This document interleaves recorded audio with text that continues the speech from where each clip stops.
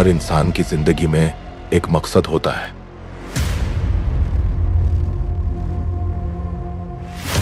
लेकिन मार्को की जिंदगी का मकसद सिर्फ बदला है।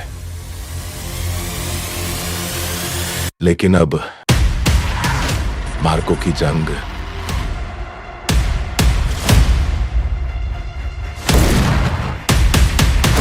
सिर्फ अपने लिए नहीं, उस मासूम बच्चे के लिए है जिसे वो हर कीमत पर बचाएगा।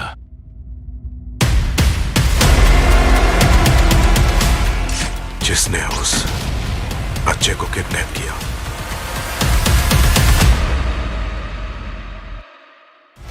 उसने मौत को खुद बुलाया है।